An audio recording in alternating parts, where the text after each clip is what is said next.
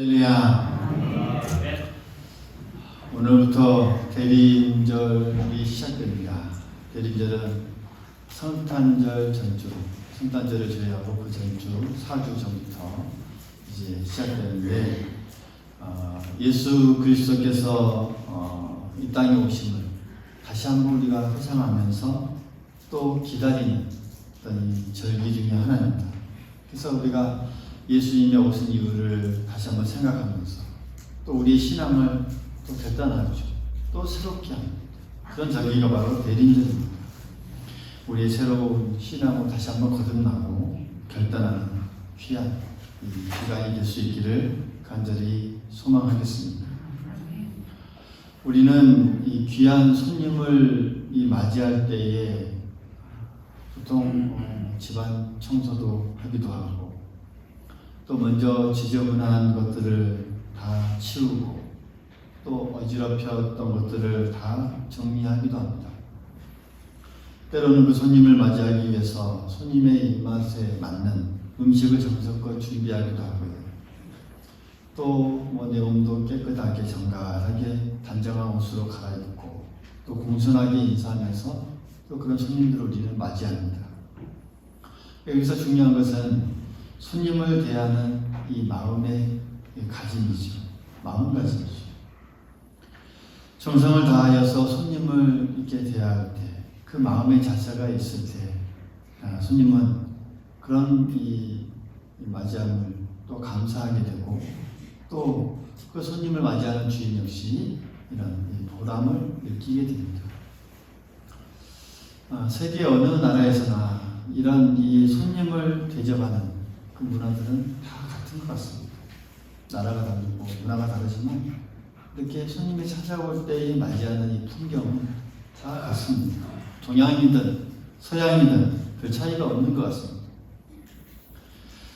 또한 이 귀하게 대접해야 할 손님뿐만 아니라 때로는 이름도 모르는 길 가는 나그네라 하더라도 또 정성껏 다하여 대접하는 줄 아는 것, 또 우리의 사람들의 습성이기도 합니다. 우리나라도 마찬가지고 예전에 지나가는 나그네가 물 한 모금 주세요 라고 하면 누구든지 떠서 줬던 그 시절이 있죠. 요즘에는 또 무서워서 또 쉽게 못 접근하지만 제가 잠깐 예전에 있었던 몽골 이야기를 해보자면 거기도 마찬가지입니다. 그 문화도 물론 이제 도시가 형성되어 있긴 하지만 대부분 시골에서 살아요. 양 키우고 또 염소 키우면서 거기는 우리가 아는 그러니까 겔이라고 하는 그러니까 우리가 흔히 말하는 텐트, 하얀 텐트 쳐놓고 시골에 살아요. 광활한 이 대지에서 살다 보니까 아주 한 집을 찾아가기 위해서는 며칠을 걸어서 가야 할 것까지 멀리 떨어져 있어요. 그 풍습은 그렇습니다. 나그네가 지나가다가 찾아오면 환대히 대접하는 거. 그게 이제 그 나라의 풍습입니다. 그래서 그게 그들에게는 복이라고 생각합니다. 왜요? 그렇지 않으면 죽을 수도 있거든요. 겨울이나 이럴 때는 집을 찾아가서 거기서 거부하면 얼어 죽기도 합니다. 그러니까 잘 나그네를 맞이하는 것, 그게 큰 복이다 이렇게 생각합니다. 심지어는 몇 날 며칠을 또 묵고 가는 경우도 종종 있습니다. 그러니까 이 길 모르는 사람들, 나그네를 전혀 모르는 사람도 이렇게 대접하는 것, 참 어떻게 보면 귀한 모습이죠. 그러니까 이와 관련해서 예수님은 우리에게 또 그리스도인들에게 중요한 말씀을 해주시죠. 또 누구든지 제자의 이름으로 이 작은 자 중 하나에게 냉수 한 그릇이라도 주는 자는 내가 진실로 너희에게 이르노니 그 사람이 결단코 상을 잃지 아니하리라. 마태복음 10장에 나온 말씀이죠. 그리고 25장에도 보면 이 양과 염소의 이 비유에서 내가 진실로 너희에게 이르노니 너희가 여기 내 형제 중에 지극히 작은 자 하나에게 한 것이 곧 내게 한 것이니라 라고 마태복음 25장 40절에 보면 우리에게 말씀해 주고 있습니다. 그러니까 이 말씀을 우리가 복잡하고 어렵게 해석할 필요가 없습니다. 단순하게 작은 자에게 한 것이 하나님께 한 것이고 그렇지 않는 사람은 하나님께 하지 않는 사람과 같다라는 것이죠. 그러니까 여기서 말하는 이 작은 자가 그럼 누구일까? 우리는 생각해 볼 수 있죠. 평소 우리가 일상생활에 만나는 모든 사람입니다. 특별히 도움이 필요한 사람입니다. 그 사람 중에서는 뭐 경제적으로 궁핍하고 힘들고 어렵게 살아가는 사람일 수도 있고, 또 영적으로는 또 궁핍하여서 그들에게 위로하고 격려하고 따뜻하게 보살펴 주어야 할 그 사람일 수도 있습니다. 또한 육신적으로 뭐 질병에 시달려서 지쳐 있어서 그래서 우리가 배려해주고 또 관심을 가져주고 계속 기도해야 될 그런 사람일 수도 있습니다. 바로 이런 사람들이 여기서 말하는 작은 자, 예전 성경에서는 작은 소자라고도 말하기도 했죠. 그러니까 하나님은 우리에게 이 누구에게라도 이렇게 잘해줄 것을 이런 식으로 이렇게 우리에게 말씀해주고 있는 것이죠. 비록 하찮게 보이고 또 형편없이 보이는 그런 작은 사람이라 할지라도 그를 잘 대접하는 것이 곧 하나님을 잘 대접하는 것이다 라고 이렇게 말씀하고 있습니다. 그런데 우리가 이렇게 살아가다 보면 이런 또 말씀을 또 지키다 보면 이런 지키는 사람들 중에서도 그렇습니다. 신앙적으로 이것을 움직이는 사람이 있는가 하면 또 이것을 종교적으로 이렇게 받아들이고 대처하고 행동하는 사람이 있습니다. 참 중요한 부분입니다. 우리 그리스도인들에게서 참 중요한 부분이라고 생각합니다. 그러니까 어떤 이 말씀을 우리가 따르고 행할 때 신앙적인 행동과 신앙적인 마음으로 우리가 다가서는 것과 또 종교적인 어떤 행동, 종교적인 것으로 그것을 받아들이는 것은 다릅니다. 똑같은 행동을 하더라도 신앙적인 마음으로 그렇게 행동하는 사람들은 거기에는 순수성이 있고 어떤 계산적이지 않고 눈치 보지 않으면서 자발적으로 일하지만 종교적으로 그것을 받아들이고 행동하는 사람들은 그게 순수성은 결여되어 있습니다. 없습니다.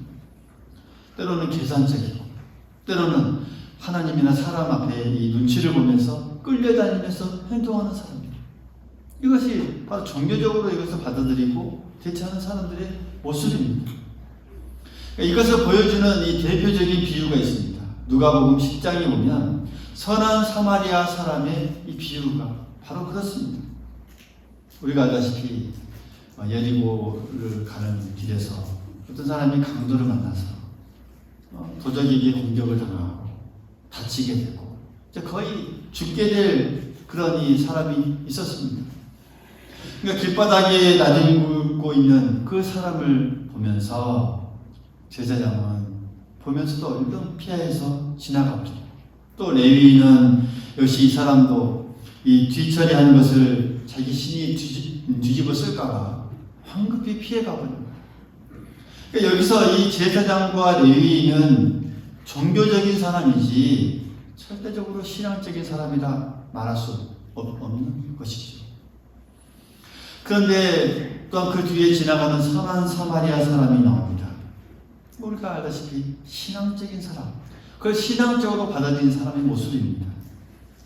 그는 강도 만난 사람을 정말 불쌍히 여기고 자신이 가지고 있는 기름과 포도주를 다 발라서 상처에 붓고 싸내어주고 또 뿐만 아니라 그것도 안 되겠다 싶어서 이 주막으로 데리고 가서 돌보아주고 또 자신은 또 다른 길을 가야 하기에 주막이 부탁해 놓고 또 그를 잘 돌보아달라 부탁하고 비용이 더 들면 내가 돌아올 때 갚겠다라고 약속합니다.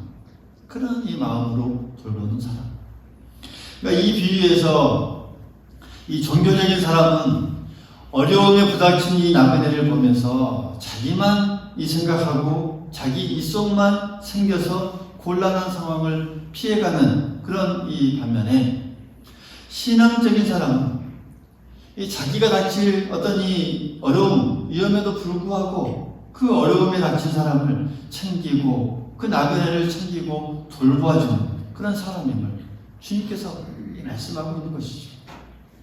그래서 예수님은 여기서 이 신앙적인 행동과 종교적인 행동의 모습이 어떻게 다른지 이 비유를 통해서 우리에게 가르쳐주고자 하셨던 것입니다. 이것은, 이 모습은요, 이 하나님의 어떤 뜻이나 계시를 받아들이는 그 모습에서도 이렇게 차이가 납니다. 그러니까 종교적인 사람은 자신이 생각했을 때, 자신의 어떤 의지로 스스로 생각했을 때 어떤 특정한 일이나 사건을 만날 때야 이게 하나님의 뜻이구나 라는 것을 받아들입니다. 근데 신앙적인 사람은 그렇지 않습니다. 아주 평범한 일상의 삶 속에서 그 속에서 주시는, 그러니까 그 속에서의 이 신앙을 느낍니다. 그 속에서 평범한 삶 속에서 신앙을 느낍니다. 거기서 하나님의 뜻을 알고 하나님의 음성을 듣는 거예요. 받아들이는 그런 삶이죠. 한번 생각해 보십시오. 만약 이 제사장과 레위인에게 하늘로부터 어떤 음성이 들려와서 그 사람을 도와주라 라고 하는 그런 어떤 큰 소리가 들렸다고 한다면 아마 그들은 이 마음이 별로 내키지는 않지만 도와주었을 것입니다. 근데 그런 것이 있어야만 그 하나님의 어떤 뜻으로 생각하거든요. 사랑하는 성도 여러분, 그렇지만 이 하나님의 이 음성은 그리스도의 이 일상생활 속에서도 계속적으로 들려주고 있다는 사실, 우리 모두 기억할 수 있기를 간절히 소망하겠습니다. 하나님의 이 음성 뜻은 우리에게 계속해서 말씀해 주시고 계속해서 비춰주고 있습니다. 어느 때이건 우리의 마음에 들려주고 있습니다. 그러니까 이게 바로 임마누엘 하나님의 역사입니다. 할렐루야. 주님이 우리와 함께 하시는 사건, 우리가 이미 받아들여 이미 그 성령의 역사 속에 살아갑니다. 임마누엘 하나님으로 우리가 늘 살아갑니다. 그런데 이 종교적인 이 사람의 마음에는 왜 이 하나님의 그 음성이 일반적인 그 상황에서는 들리지 않는 걸까요? 그러니까 아주 특정한 때에만 들리는 것으로 받아들이는 거예요. 그렇게 이해해버립니다. 그래서 평범한 삶 속에서 아무리 하나님의 음성을 우리에게 들려주고 보여주어도 그럴 것을 들을 만한 그런 신앙이 그들에게 준비되어 있지 않습니다. 사랑하는 성도 여러분, 하나님은 우리의 그 일상의 삶 전체, 삶 모든 부분을 다 다스리고 싶어 하시는 분이십니다. 항상 하나님의 손길로 우리를 감싸 안으시고 우리를 인도해 가기를 원하십니다. 어느 특정한 한 부분이나 어떤 특정한 사건 속에서만 하나님의 지배가 이루어진다면 그것은 하나님의 뜻이 아니죠. 우리를 사랑하시는 하나님은 우리의 삶 모든 부분에, 삶 전체에서 매 순간순간 우리의 모든 일생의 그 일대기 속에서 우리에게 관심하시고 또 우리의 모든 것을 끌어가시길 원하시는 하나님이시고 우리가 늘 믿을 수 있어야 하겠습니다. 하지만 우리가 이런 종교적인 마음으로, 종교적인 어떤 신앙으로 그것을 접근하게 되면 우리의 일상의 삶에서 이 하나님과의 관계에는 절대 가까워질 수가 없고 또 그것이 이루어진다 할지라도 우리는 부인해버립니다. 그것을 아주 당연한 듯이 하나님과 관계를 차단해버리는 삶을 살게 된다라는 그런 사실이죠. 이스라엘의 역사를 보십시오. 이스라엘 역사. 이스라엘 나라가 무너지는 그런 이 예루살렘이 무너지고 나라가 없어지는 그 암담한 역사 속에서 이스라엘은 간절한 영혼과 소망을 가지고 이 메시아를 확수거대했습니다. 그 선지서에서 보면 많은 부분에서 이 메시아에 대해서 이야기가 나옵니다. 하나님께서 보내주실 그 메시아. 이 메시아는 아주 특별한 분이시니까요. 그런데 이스라엘은 이 종교적인 신앙을 가지고 메시아를 기다렸습니다. 그들 나름대로의 마음속에 그리고 있던 그 메시아. 그러니까 오랜 세월 전통적인 어떤 이 관습 속에서 그들 나름대로 생각했던 메시아를, 그들만의 이 메시아를 기다렸던 것이죠. 하지만 이 메시아는 그들이 생각하고 있었던 그 방식으로 오시지 않았습니다. 그들이 생각했던 대로 하늘에서 구름 타고 오시는 어떤 극단적인 모습으로도, 번개와 천둥과 함께 위험 있는 그런 모습으로도, 얼굴에 빛나는 그의 어떤 형체를 가지고 신비한 모습으로, 그런 모습으로 오시지 않았습니다. 그와는 정반대의 모습으로 오셨습니다. 어쩌면 누구나 쉽게 만날 수 있는 보통 사람의 모습으로 오셨지 않습니까? 어쩌면 길 가다가 쉽게 만날 법한 그 어떤 한 나그네의 모습으로 이 땅에 오셨습니다. 아주 평범하게, 그것도 낮고 찬란한 곳으로 오셨습니다. 아주 특별한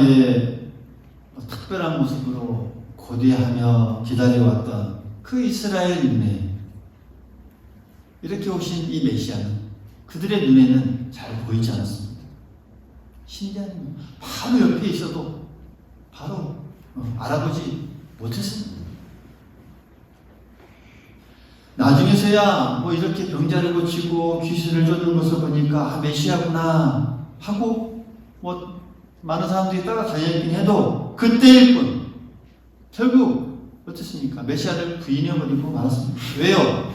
그들의 눈은 신앙적인 눈이 아니라 이 종교적인 어떤 눈으로, 종교적인 마음으로 다가섰고 그것들을 그런 어떤 삶 속에서 살았기 때문에 보지 못했던 것이죠. 특별한 분, 특별한 메시아, 특별한 사건을 갈구하다 보니까 평범한 사건 속에서 하나님을 느끼지 못했던 것입니다. 하나님의 사랑도 경험하지 못했고 하나님의 그 신앙의 감동도 그들이 경험하지 못했습니다. 평범한 것들은 그냥 별 감흥 없는 것에 불과한 모습으로 살았던 것이죠. 사랑하는 성도 여러분, 우리의 이 평범한 일상생활 속에서 함께 하시는 그 하나님을 우리가 느낄 수 있기를 간절히 소망하겠습니다. 이게 바로 신앙적인 마음으로 우리가 살아가는 우리들의 삶의 모습입니다. 아침에 해가 뜨면 그 찬란한 햇빛을 바라보면서 그 햇빛을 통해서 나를 향하시고 나에게 은혜를 주시는 그 하나님의 얼굴빛을 우리가 볼 수 있지 않습니까? 또한 저녁에 해가 지면 그 어둠 속에서도 나와 함께 하시고 나에게 편안한 잠을 주시는 그 하나님의 평안을 우리가 느낄 수 있습니다. 이런 하나님을 우리가 느낄 수 있기를 간절히 소망하겠습니다. 그 하나님을 우리가 평범한 삶 속에서 이 중심에 모셔드려야 합니다. 날마다 우리 일상의 삶 속에서 그 하나님의 역사하심을 우리가 받아들이고 느낄 수 있어야 합니다. 지금 이 자리에도 하나님께서 우리와 함께하고 계십니다. 할렐루야. 우리의 마음과 생각과 뜻을 언제나 다스리고 계십니다. 우리에게 평안을 주시고 또 그 하나님은 우리에게 늘 사랑으로 함께 해주시고 사랑을 주십니다. 할렐루야. 할렐루야. 아멘. 오늘 말씀을 우리가 보면 예수님은 아브라함과 다윗의 자손으로 이 땅에 오셨다라고 이 계보를 우리가 읽었죠. 그러니까 아브라함이라고 하는 사람, 이스라엘 민족이 아주 큰 인물이고 믿음의 사람이었습니다. 다윗 역시 하나님께서 내 마음에 합한 사람이다 라고 인정해 주는 대로 아주 인정해 주는 그런 사람입니다. 이스라엘 역사에 이 다윗, 아브라함 아주 큰 위대한 그 어떤 혈통을 가진 그런 이 사람으로 이렇게 존경받는 사람이죠.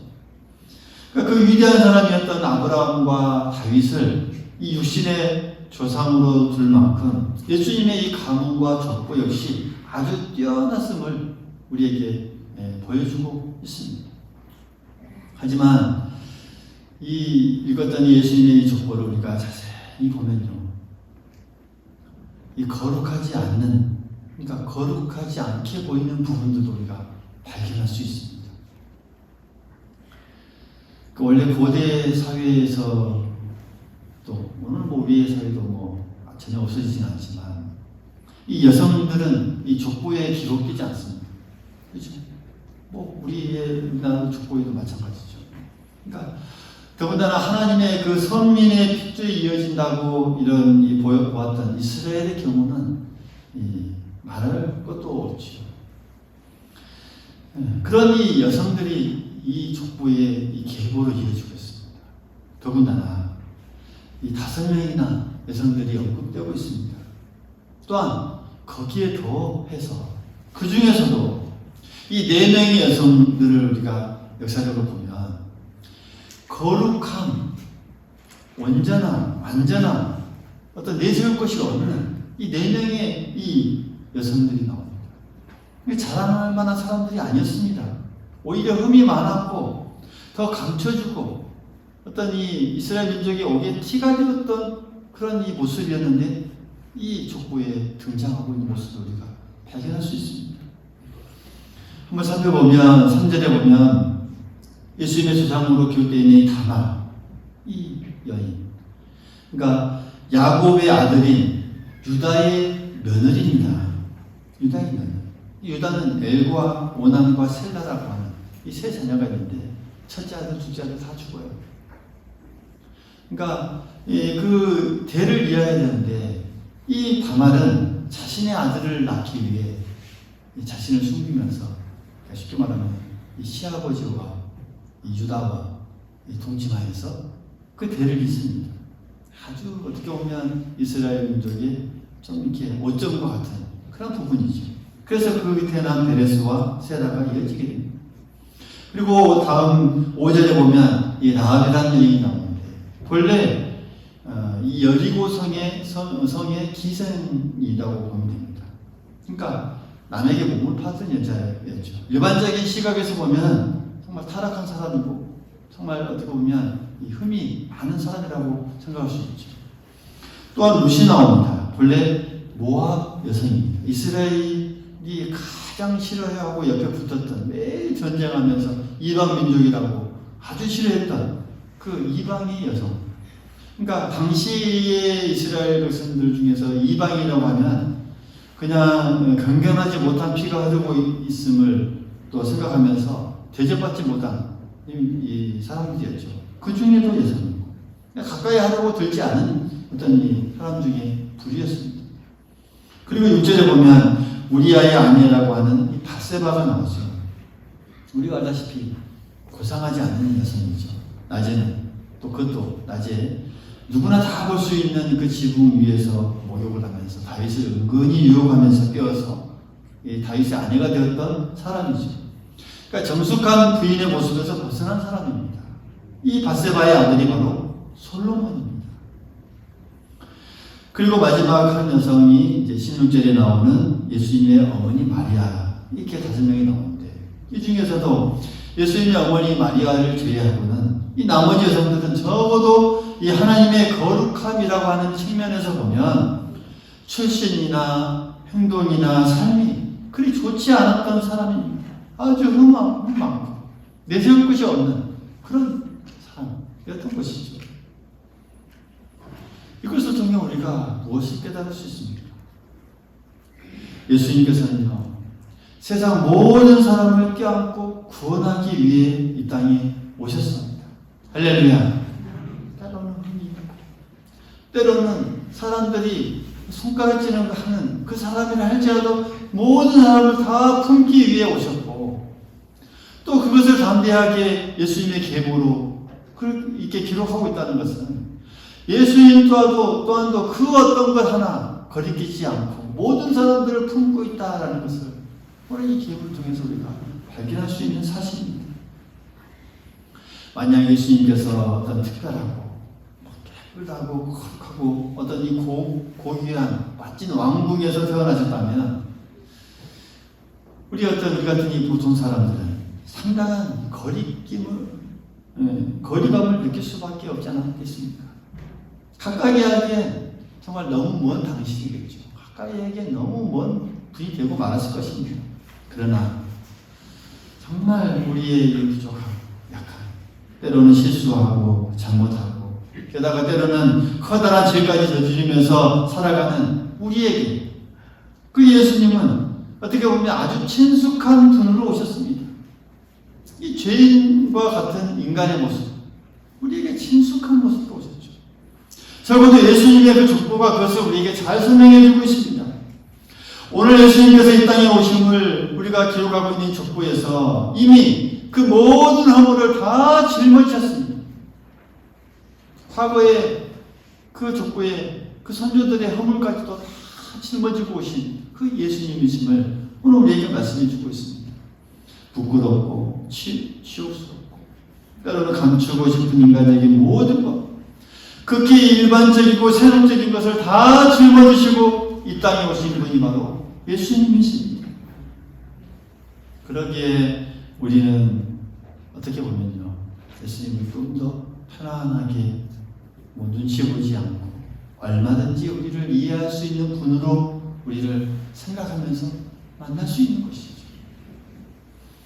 적어도 내가 솔직한 마음을 가지고 주님 앞에 나간다면 주님께서 못 받아주실 것은 그 어떤 것도 없습니다. 할렐루야. 모든 걸 다 받아주시는 분이십니다. 주님 앞에서 어떤 우리의 알량한 자존심 다 버릴 수 있습니다. 누구보다도 깨끗하거나 내가 거룩하다, 내가 내세울 것만한 어떤 이 자랑도 그 어떤 것도 주님 앞에는 통하지 않습니다. 하나님께서 이미 이스라엘 그 역사 속에서 그 모든 것들을 다 부정하셨습니다. 자기들이 정성껏 드리는 그 제사, 번제, 그 모든 것 다 부정해버렸습니다. 또 생명을 다하여 드리는 금식 기도도 하나님 앞에 깨끗함을 담아드리는 모든 정결 의식도 다 부정하셨습니다. 인간의 모습으로, 인간의 노력으로, 인간이 힘써서 해야 될 것은 그 어떤 것도 없다라는 그것을 통해서 우리에게 말씀해 주셨습니다. 하나님께서 우리에게 진정으로 원하시는 것은 어떤 그런 특별한 것이 아닙니다.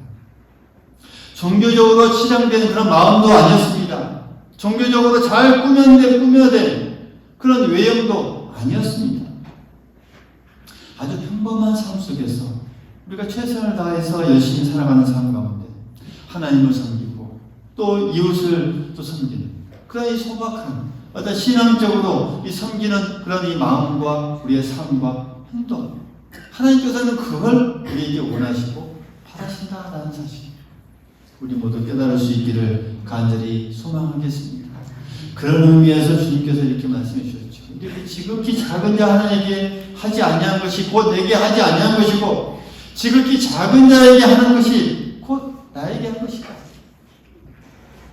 예수님이 이처럼 나그네와 같이 우리에게 오셨습니다. 작은 자로 오셨고 작은 모습으로 우리에게 오셨습니다. 평범하게 일상생활 속으로 누구나 만나시면서 특히 세리와 청지와 같은 그런 이 사회에 소외된 그 사람들을 만나면서 또 그들에게 우리에게 찾아오셨습니다.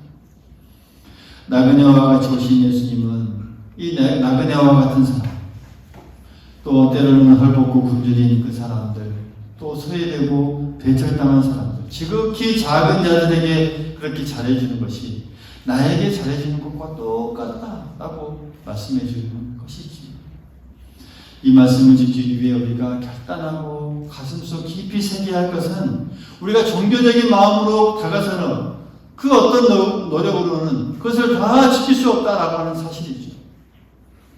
우리가 신앙적인 마음으로 지킬 때 가능하다라는 사실, 우리에게 분명하게 깨닫게 해주고 또 우리의 마음에 또 다짐해 볼 수 있습니다. 메시아를 부인했던 이스라엘의 실패는 그들의 어떤 이 종교적인 신앙을 가졌을 때였습니다. 예수님 오심을 기다리는 이 대림절 또 예배를 드리고 또 나아가는 우리 모두가 우리의 마음속에 허울만 좋은 어떤 이 껍데기 같은 어떤 신앙이나 어떤 이 종교적인 어떤 이 껍데기 같은 그런 이 신앙의 모습은 다 벗어버릴 수 있기를 간절히 소망하겠습니다. 진정으로 주님께서 기뻐하시는 그 겸손한 마음, 깨끗한 마음, 다시 말씀드리면 그 신앙적인 마음으로 우리가 삶 속에 살아가고 또 이 말씀을 대하고 또 우리가 주님 앞에 응답하고 그런 신앙적인 마음으로 우리가 모든 삶을 살아감으로써 주님께서 이 땅에 오심을 우리가 그 모습을 통해서 다시 한번 이 값진 오심으로 받고 나아가면서 하나님께 영광스러운 또 영광의 모습으로 살아가는 우리 모두가 되어야 하겠습니다.